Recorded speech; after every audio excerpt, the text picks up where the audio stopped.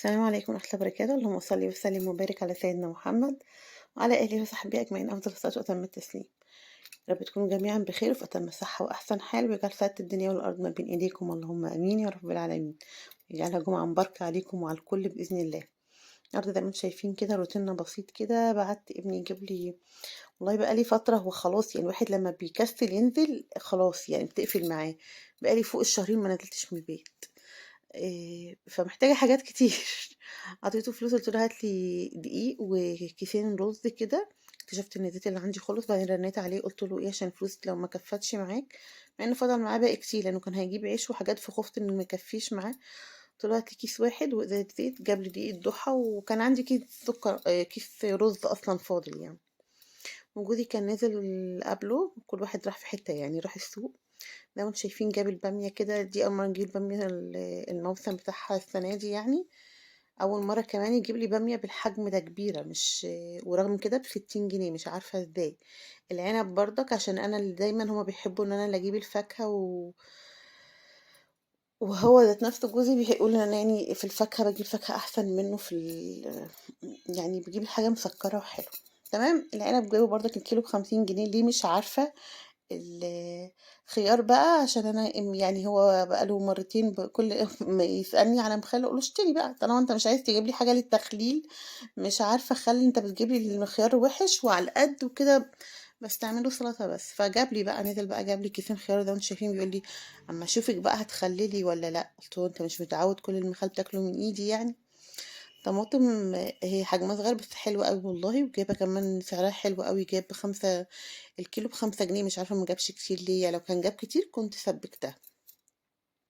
البطاطس أخيرا وصل للي أنا بشتري منه، فجاب منه ايه، بس طبعا هو ما جابش زي انا بجيب 10 كيلو. كل ما بروح عند الراجل ده بجيب 10 كيلو، لان بطاطسه حلوه قوي وارخص من السوق كمان. يعني بطاطس في كل حته ب15 وب17، هو جابها ب13. هو جاب لي 5 كيلو بس. وجاب لي خضار كده بقى، وجاب لي طبعا اللي هي الشطه الخضراء دي عشان احطها في المخلل. في الخيار ان شاء الله هنخلله. وجاب لي سمك، فانا اول حاجه طبعا كنت عملتها السمك بعيد على تنظيفه تاني كده، وبغسله غسله محترمه كده، ملح وليمون، وبنقعه بقى. زي ما انتم شايفين الميه بتاعته قشطه كده، الميه فل رايقه، ما فيهاش اي حاجه يعني. ما شاء الله يعني، ده انتم شايفين ما فيش اي حاجه. اخر السمك لما بنقليه بيبقى لا فيه ريحه زفاره في البيت ولا اي حاجه من دي. بيعتمد صدقيني لتنظيفك انتي وغسيلك يعني. فما بالك بقى لو جبتيه مقلي من السوق يعني هيبقى حاجة صعبة قوي يعني. انا بحب انضفه كده واغسله وانقعه في ميه بملح وليمون. وبعدين بحط له بقى الخلطة بتاعته اللي انت عارفينها: توم وشطة خضرا وشطة حمرا ناعمة وكمون، واللهم صل على سيدنا محمد، وملح. كل ده بدقه مع بعضه كده وبتبله بيه كده، وبسيبه شوية قبل ما نبدأ نقليه. كنت طبعا يعني قبل ما اصور الحاجة كنت بدأت بالسمك الاول، ضبطت الدنيا فيه، وبعد كده صورت معاكم وجبت لكم ايه عشان لسه يكون يعني النور الحق اخلص قبل النور ما يقطع، علشان جوزي يعني عنده شغل وكده.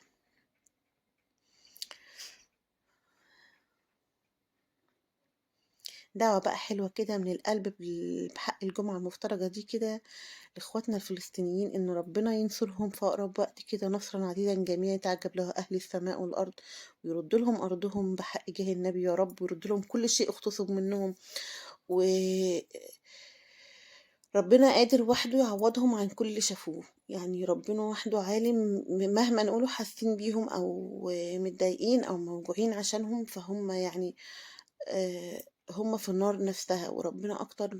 يعني ربنا فوق الكل، ربنا أكيد اللي حاسس بيهم، وهو اللي هيعوضهم بإذن الله عن كل اللي شافوه. ما صبروا كتير واللي شافوه كان يعني فوق الخيال. فربنا بجد يعني يتولاهم برحمته ويعوضهم كده العوض الجميل بإذن الله، ويرد لهم أرضهم في أقرب وقت، اللهم آمين يا رب العالمين. حلة كده على النار وحبة زيت، ورحت على طول ايه بصلاية محترمة كده خرطيها بقى. هنعمل حبة رز ببصل طالما ايه سمك مقلي. السمك الصراحة في الصيف، السمك البلطي بالذات، مش عارفة بيبقى بحس انه بيبقى فيه مشكلة او بيبقى فيه سوء تفاهم بينه وبين يعني دايما بحس ان هو مش حلو في الصيف السمك البلطي، يعني مش عارفة ليه. اللي هو اما يعني بفضل اكتر في الصيف البوري والسردين. البوري والسردين والحاجات اللي هي بتاعت المياه المالحة دي بحسها أفضل في الصيف. لكن الحاجات الأسماك التانية في الحر بحس إن هي المية من كتر سخونية المية بتبقى مأثرة عليها شوية. فيعني الله المستعان. هو النهاردة صراحة كان حلو، كان ما شاء الله يعني كان طعمه حلو. البصل طبعا حابة تكتري انتي وراحتك، حابة تزودي يعني في مفهوم ان بيقولك كل ما تكتري البصل ولادك هيناموا. ما صراحة أنا ما عنديش الكلام ده يعني عادي خالص، عيالي مصفحين ما بيناموش. لا بصل ولا حاجة، ممكن يشربوا القهوة يفضلوا قاعدين برضه عادي يعني. هم عادي ما مش فارق معاهم. في ناس ما شاء الله ممكن تشرب القهوة وتنام، لا انا عيالي عادي يعني، هم شربوا قهوة ما شربوش قهوة هم كده كده مصحصحين لوحدهم. لكن في ناس بتشرب قهوة وتنام، تبقى شاربة القهوة عشان تسهر فتنام، يعني بيجي معاها بالعكس. ده شايفين بقى الحالة الصغنونة دي عاملة فيها يا دوبك كده ايه، نص كوباية رز على قد جوزي لأنه كان عايز ياكل رز أبيض وهم عايزين رز ببصل. فيعني بنحاول نراضي جميع الأذواق زي ما قلت لكم كل مرة. ان انا ببقى مستحرمة اصلا وانا بعمل الاكل، لان يبقى في حد في طرف في البيت مش هياكل من الصنف اللي انا بعمله. يعني بردك عندي منة يعني مش النهاردة مش واكلة سمك يا حبيبتي، طب اعملك ايه؟ طب لو كنتوا خدتوا بالكم تقريبا أنا كنت بوريكم السمك انا مقطعة فيه شرايح صغيرة جدا، يعني بحاول ان انا احببها او اعمل لها عملية اغراء كده عشان تاكل السمك عشان يبقى ناشف خالص. قالت لي ماشي يا ماما حلو تسلم ايدك، ده قبل الاكل وانا بقول لها انا هعمل لك كذا كذا. جينا وقت الاكل قالت لي لا انا مش هاكل كمان النور، احنا هناكل والنور قاطع فزفاره والنور قاطع، لا لا لا لا لا, لا مفيش الكلام ده. قلت لها خلاص يا ماما متاكليش.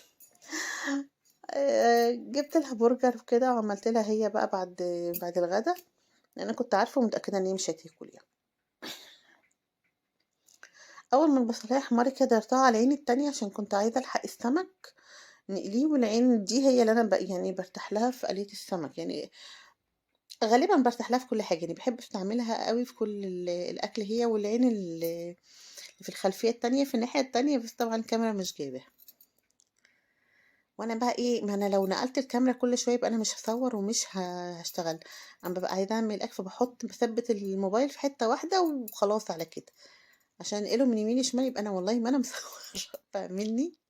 زي ما قلت لكم كده، زي موضوع ان انا اقعد في البيت لما بقعد، انا ممكن احيانا لما بنزل مثلا المول او السوق او كده تلاقوني متنشطه ومش عارفه يعني، بنت تقول لي ماما انت كنت تعبانه ونزلتي وشيلتي وعملتي، ولا بالعكس انا رجعت نفسيتي مرتاحه، فعلا بتبقى نفسيتي مرتاحه وكده.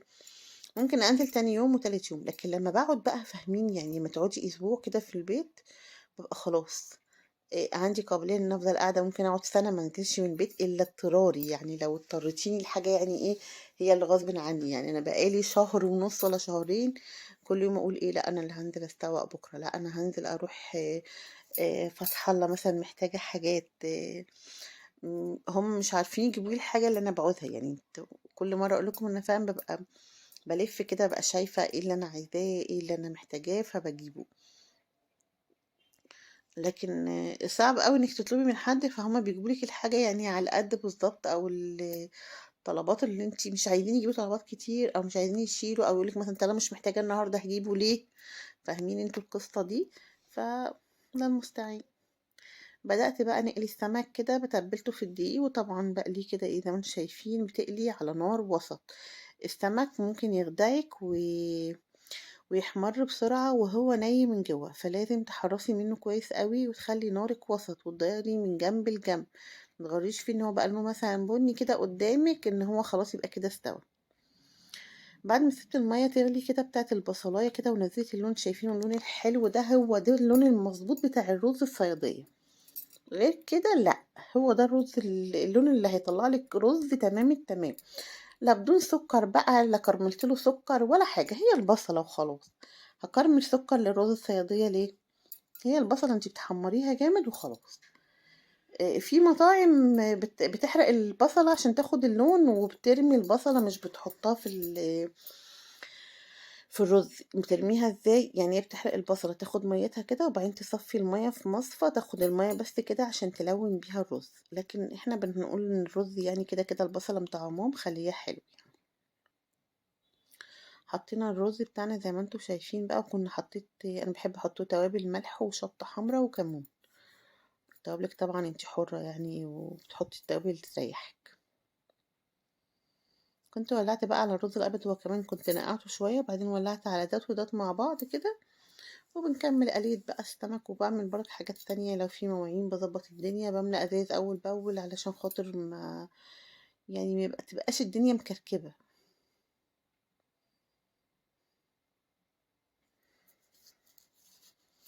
لو وصلتوا معايا لحد هنا من الفيديو، متنسيش من لايك وشير والكومنت الحلو اللي بيشجعني. لو انت اول مرة تخشي عندي القناة، ياريت تضغطي على جرس الكل وتفعليه عشان يوصلك مني كل جديد.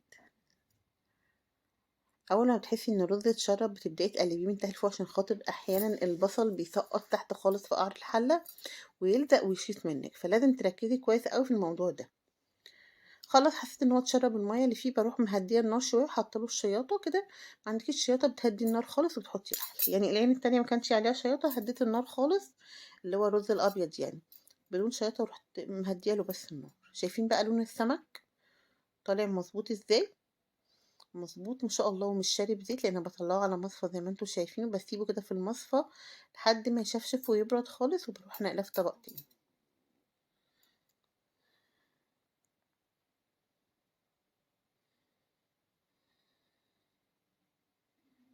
يعني شايفين كده بقى، بندايره من جنب لجنب كده، بحيث ان هو ينشف ويبقى طعمه حلو، ما يبقاش طري كده مسخسخ كده. نذكر الله بقى، سبحان الله بحمده، سبحان الله العظيم، عاد خلقه ورضا نفسه وزنة عرشه مداد كلماته.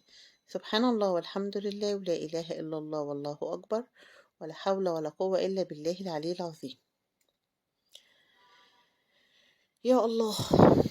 النهاردة الجمعة بقى، والوقت بين الجمعة يعني من وقت صلاة الجمعة للعصر، أو من العصر، ومن العصر للمغرب بيبقى الدعاء مستجاب فيه. يعني تفضلي تدعي كده تستغفري كده كتير. والأيام دي بقى طبعا في ناس كتير حاطة ايديها على قلبها، لسه ولادنا في الإعدادية بيمتحنوا، وفي لسه الثانوية هيبدأوا، طبعا كليات في اللي بدأ وفي اللي لسه، يعني ربنا معاهم كلهم. أما الابتدائي تقريبا كلك خلصوا، ربنا يفرح أهلهم بنجاحهم، وعقبال ما كل أهل كده عندهم حد في ثانوي أو في جامعة أو في إعدادية، برضك ربنا يطمن قلوبهم كلهم ويكبر بخاطرهم كلهم بفرحة النجاح كده، اللهم آمين يا رب.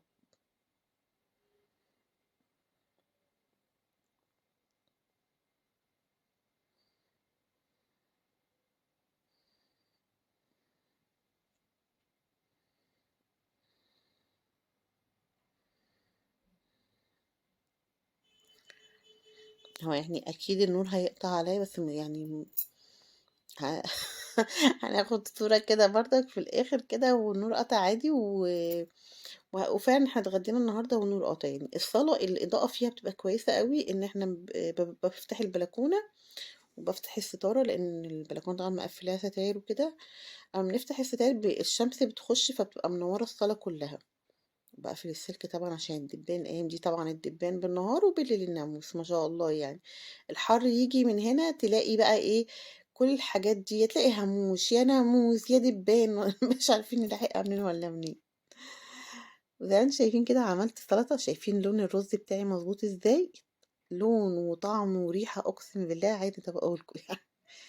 كان جايب الجرجير الخضار طبعا حر، لما بيبدأ الخضار بيبقى مش حلو أبدا، نقيت منه دوت بالعافية.